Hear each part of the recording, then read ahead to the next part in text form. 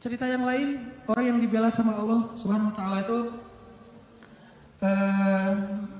Aisyah, istri Nabi sallallahu alaihi wasallam, yang dijuluki dengan dua panggilan Aisyah. Yang satu panggilannya Humairah.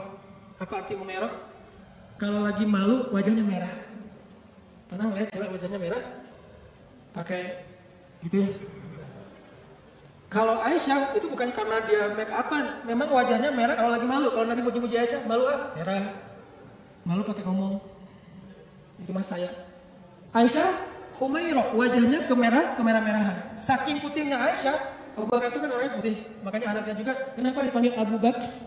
Padahal bukan nama aslinya, itu Aka lah ya, as non as gitu.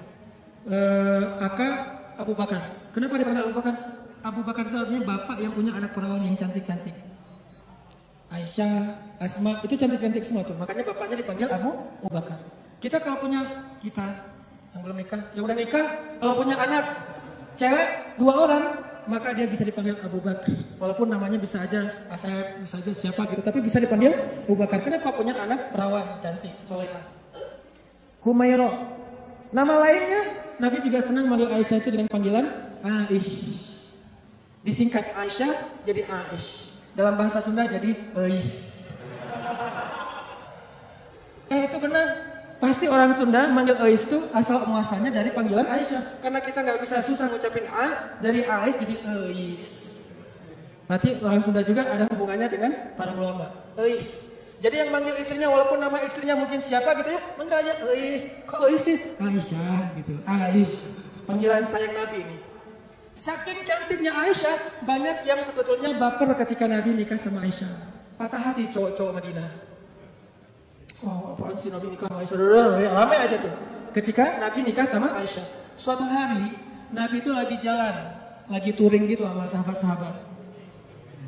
Bahasa dulu mah berangkat berjihad ya. Cuman sebutlah touring. Karena Nabi sambil berjihad juga, sambil touring, sambil main. Nah, Nabi itu kan kalau berangkat touring bawa istri ya. Jadi kalau yang berangkat touring gak bawa istri kurang ikut sunnah menurut saya. Touring memotoran bawa istri. Tadi jangan bawa jas hujan. Biar kalau hujan, nggak pakai baju. Nah, Nabi lagi touring nih dengan para sahabat sekitar 1000 motor lah ya, bermerek kontak. Jalan touring sama para sahabat, di tengah jalan mampir di rest area. Kan panjang perjalanannya, ada rest area ini kayaknya rest areanya bagus, masjidnya gede gitu ya, ada KFC segala macam lah, bisa makan di situ, ada tempat ngopi. Mampir tuh di rest area. Pas lagi mampir di rest area, Aisyah kan dia naik kendaraan yang tertutup, onta di atasnya ada kayak tandu gitu ditutup, khusus buat cewek biar nggak kepanasan. Kalau yang cowoknya naik onta yang terbuka. Kalau bahasa kita sekarang tuh mobil lah ya, Aisyah naik mobil, suaminya naik motor. Yang nyetir siapa ya? Dan cara ini ada gimmick dikit tapi penting ya, bekal buat teman-teman nanti kalau udah nikah. Nabi itu romantis banget sama istrinya. Kalau lagi touring gitu, istrinya pengen naik ke atas onta, maka Nabi akan jadikan lututnya sebagai tangga buat istrinya naik ke atas onta. Kan onta itu tinggi tuh, udah duduk juga masih jangkung tinggi gitu kan, maka Nabi akan jongkok.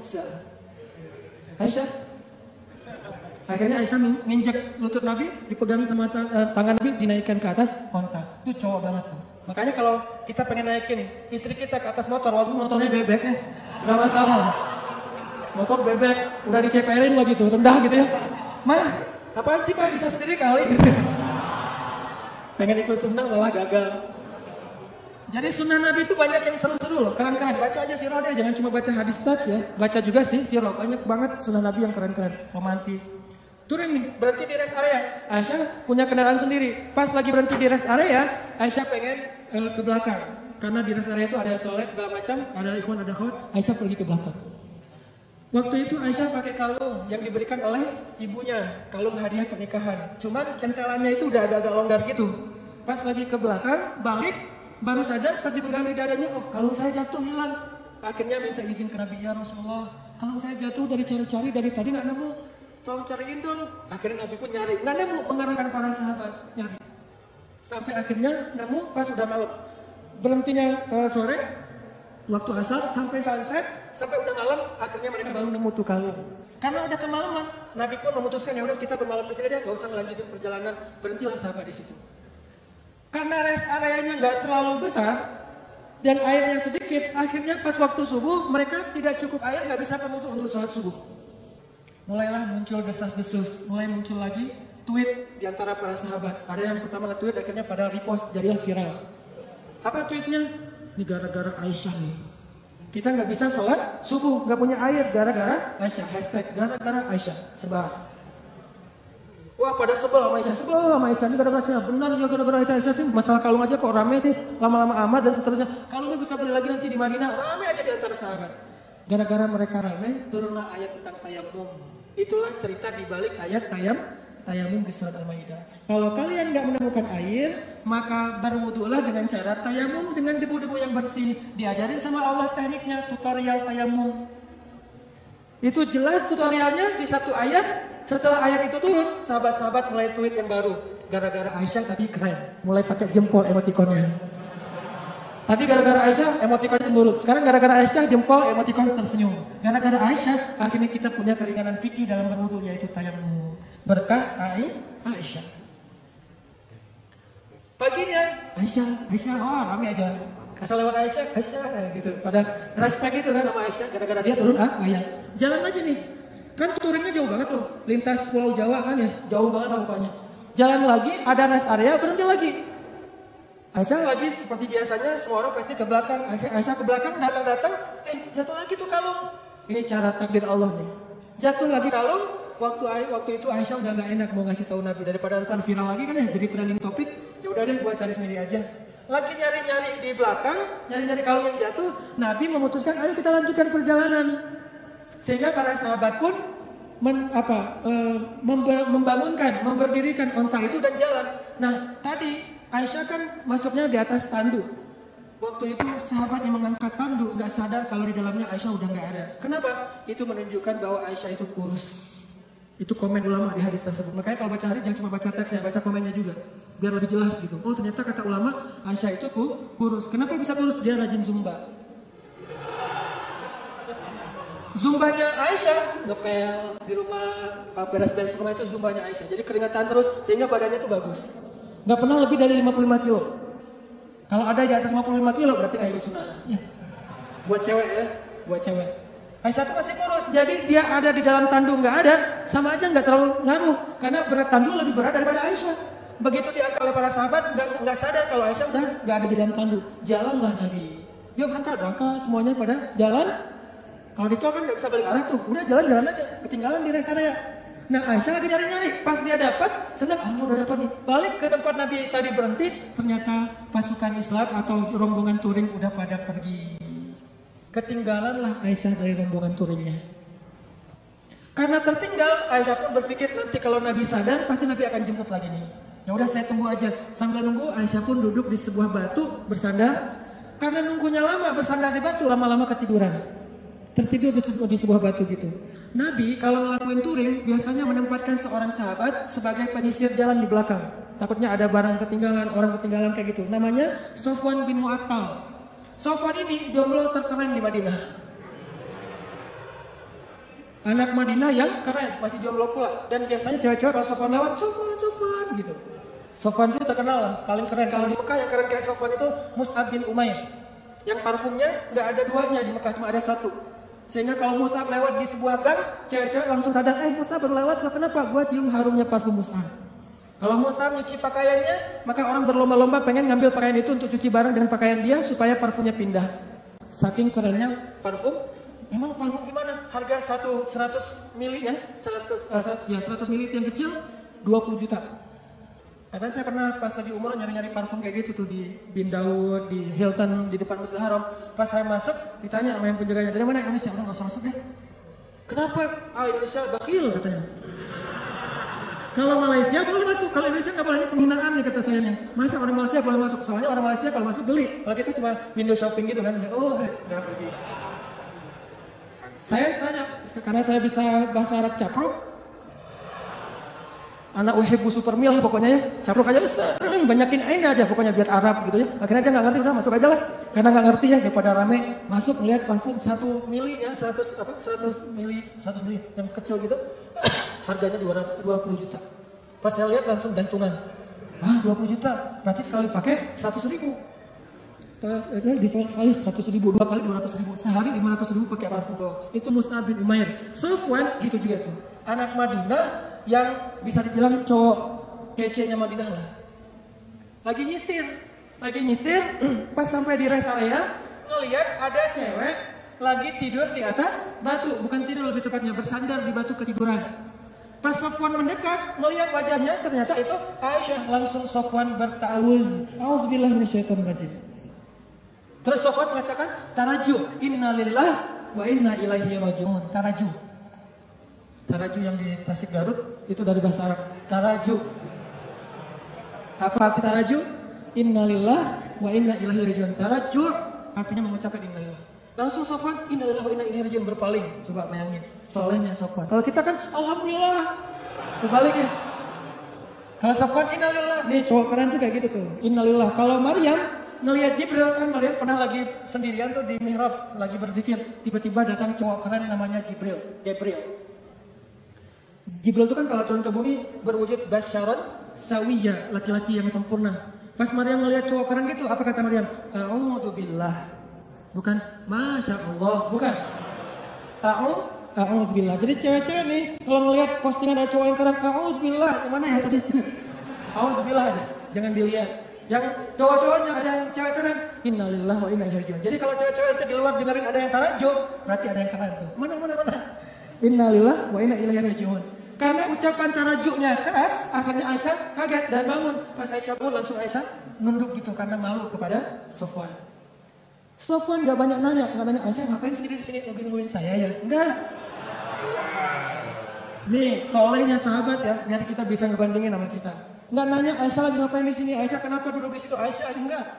Begitu udah selesai tarajuk, Aisyah bangun, Sofwan langsung mengambil ontanya, didudukkan di dekat Aisyah, terus Sofwan menjauh dan membelakangi. Untuk apa? Biar Aisyah naik ke atas onta dan Sofwan gak ngelihat gimana cara si cewek itu naik. Kalau udah nikah romantis banget. Kalau belum nikah terjaga banget. Tuh benar-benar orang-orang yang luar biasa. Belum nikah dia menjauh. Gua gak pengen lihat gimana cara Aisyah naik di atas motor, kan naiknya cewek di atas motor apalagi boncengan pas pulang sekolah kan agak sesuatu ya. Bahaya kan? Nah Sofwan gak mau melihat itu. Cara cewek naik walaupun Aisyah itu sangat terjaga auratnya, tapi masih Sofwan menjaga hatinya. Gak mau lihat melihat ke sana, tapi sebelah sana ada cermin jadi bisa tembus. Gak ngelihat. Kalau di mall kan suka gitu ya, buang muka gitu ke arah cermin, biasanya bisa ngeliat dari sebelah sana. Bukan pengalaman ya. Pernah. Nah, akhirnya Sofwan menjauh, membelakangi Aisyah. Dalam durasi kira-kira si cewek ini udah selesai naik ke atas unta. Begitu udah selesai, Sofwan datang ngambil tali kekang unta dan ditarik. Untanya berdiri, jalan. Sofwan jalan kaki di depan, Aisyah naik di atas onta. Itu cara paling bagus boncengan. Jadi jangan dibonceng gitu. Kalau gini ojek-ojek online ya. Kalau yang ordernya cewek, naik. Kita mah gak usah naik ke atas motor, di samping aja dorongin motor. Kenapa emang kok gitu caranya? Sofwan. Sofwan itu siapa? Gak pernah ikut talim ya. Makin sombong ya, makin ria.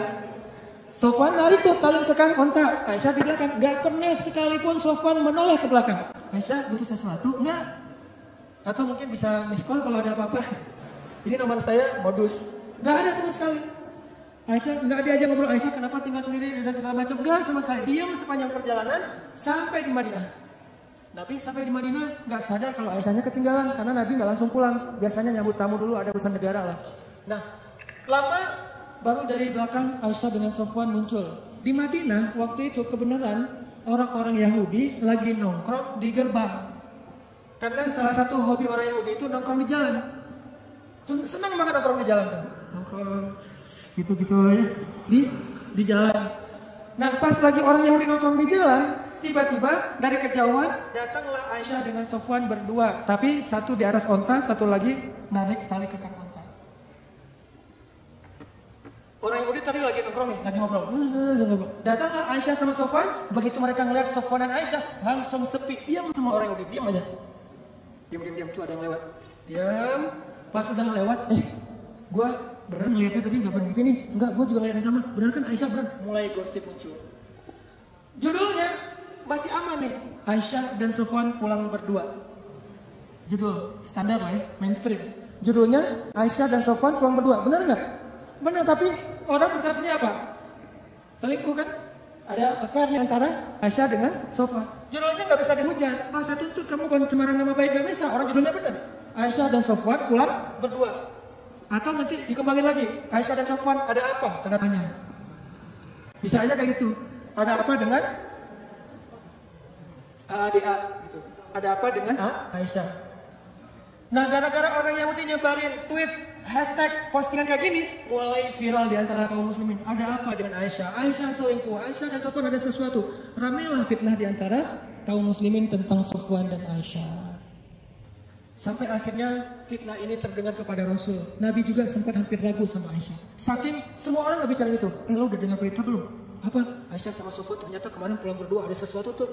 Oh gitu? Kan suka gurih ya? Omongan-omongan kayak gini. Bisa ditambah-tambahin, patchingnya ditambahin, jadilah patchingnya banyak. Makin banyak patching, makin sedap.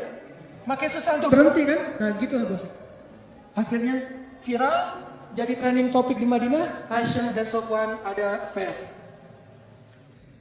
Sampai ada seorang sahabat, kalau nggak salah namanya Abu Ayyub, pulang ke rumah, nanya ke istrinya, Mah, udah dengar berita yang lagi trending topik belum? Udah Pak, Mama juga baru buka Instagram, kata istrinya. Mama punya Instagram kok, Bapak gak di-follow? Bahaya. Aisyah sama Sofwan katanya difitnah ada sesuatu. Gimana menurut Mama? Kata Abu Ayyub. Nih jawaban istrinya nih, jadi panduan buat kita kalau dengar gosip. Apa kata istrinya? Ya Abu Ayyub, gimana pendapat engkau jika ada mengatakan engkau selingkuh dengan seorang perempuan? Kata Abu Ayyub, ya gak mungkin lah. Papa mau selingkuh, kan udah cukup dengan Mama. Mama kan segalanya buat Papa, udah gak ada lagi, gak akan terbuka lagi lah hati Papa buat cewek yang lain mah. Udah gitu-gitu. Benar Pak, benar. Sesungguhnya Sofwan itu lebih soleh daripada Papa. Kalau Papa gak mungkin selingkuh, maka Sofwan juga gak mungkin. Oh gitu? Ya deh. Ditanya lagi sama istri Abu Ayyub, Pak, ya Abu Ayyub, gimana menurut engkau jika ada mengatakan Mama selingkuh? Kata Abu Ayyub, nauzubillah, gak mungkin. Papa percaya banget sama Mama. Mama itu kan cewek yang paling setia, yang menjaga diri segala macam. Kata istrinya, sesungguhnya Aisyah lebih soleha daripada Mama. Kalau Mama aja gak mungkin selingkuh, apalagi Aisyah. Coba, gampang kan menyelesaikan masalah kayak gini? Ada isu, sesungguhnya dia lebih soleh daripada kita. Kalau kita aja gak mungkin, pasti dia lebih gak mungkin lagi. Gitu caranya, husnuzon. Tapi di luar, berita itu tetap berkembang. Sampai akhirnya Nabi datang ke rumah Aisyah, bertanya kepada Aisyah, ya Aisyah, pasti kamu sudah mendengar berita tentang ini. Gimana menurut kamu, hai Aisyah? Kata Aisyah, kalau saya bilang berita itu bohong, mungkin Nabi nggak percaya sama saya. Padahal itu bohong. Kalau saya bilang itu benar, tapi Allah Maha tahu bahwa itu tidak benar, maka saya tidak akan membela diri. Wallahul musta'an. Saya akan bersandar hanya kepada Allah saja. Allah yang Maha menolong. Masuk ke kamar. Aisyah kecewa gitu sama Nabi. Karena Nabi dianggap nggak ngebelain Aisyah. Nabi juga bingung, benar nggak? Emang kan itu saking parahnya berita ini. Nabi juga bingung. Hampir aja Nabi menceraikan Aisyah. Saking luar biasanya fitnah. Gak lama kemudian Nabi dalam keadaan sedang sedih, rasa perasaannya itu lagi kacau banget. Turun surat An-Nur ngebelain Aisyah. Sesungguhnya orang-orang yang menyebarkan berita bohong itu adalah bagian dari umat Islam sendiri. Ternyata yang menyebarkan itu bukan orang Yahudi. Orang Yahudi cuma munculin tweet pertama orang Yahudi, tapi yang bikin dia viral orang Islam. Mungkin postingan pertama bukan dari orang Islam, dari luar. Sengaja pengen bikin masalah. Yang bikin itu jadi fitnah kita sendiri, nge-repost sembarangan. Mungkin gak ada masalah sebetulnya, kita aja yang membentur-benturkan. Sesungguhnya yang membawa berita bohong itu adalah orang Islam sendiri. Maka katakan kepada mereka, jika kalian tidak bertobat, sesungguhnya itu zalim yang paling besar. Janganlah kalian meringankan ucapan kalian, meremehkan, sesungguhnya di sisi Allah itu dosa besar, dan seterusnya. Satu halaman penuh ayat turun untuk ngebelain Aisyah. Bayangin, satu halaman di surat An-Nur khusus tentang Aisyah. Akhirnya Nabi pas dapat ayat ini, ngumpulin para sahabat, ayo kumpul. Nabi pun membacakan ayat itu, para sahabat bertakbir, Allahu Akbar. Ternyata sudah turun tabayyun dari langit, bukan dari bumi. Klarifikasinya, yang membersihkan nama baik Aisyah dan Sofwan, Allah Subhanahu wa taala, langsung dari Allah. Sehingga akhirnya Nabi pun datang ke rumah Aisyah, nyari, ya Abu Bakar, sudah turun ayat. Mana Aisyah? Aisyah disuruh keluar oleh Abu Bakar. Ketika Aisyah udah keluar, Rasulullah mengatakan, ya Aisyah, berbahagialah, Allah sudah turunkan ayat yang membela kamu, bahwa sesungguhnya itu semuanya berita bohong. Aisyah pun masuk lagi ke kamar dalam keadaan ngambek. Abu Bakar masuk ke dalam. Aisyah, kenapa masih ngambek sama Rasulullah? Udah ucapin terima kasih sama Nabi. Kata Aisyah, enak aja. Ngapain saya minta terima kasih ke Rasulullah? Kan yang biasa Allah. Udah biarin aja orang itu. Kata Aisyah coba. Apakah Rasulullah marah? Enggak. Kata Abu Bakar, ya Rasulullah, Aisyah lagi ngambek, gak mau ketemu. Ya udah nggak apa-apa. Memang Aisyah pantas untuk melakukannya. Nabi pun pergi. Biarkan Aisyah menyelesaikan merecovery dulu perasaannya. Selang beberapa hari Nabi datang lagi, udah normal lagi. Orang dibela sama Allah sampai turun ayat satu halaman. Kok bisa kayak gitu? Apa rahasianya?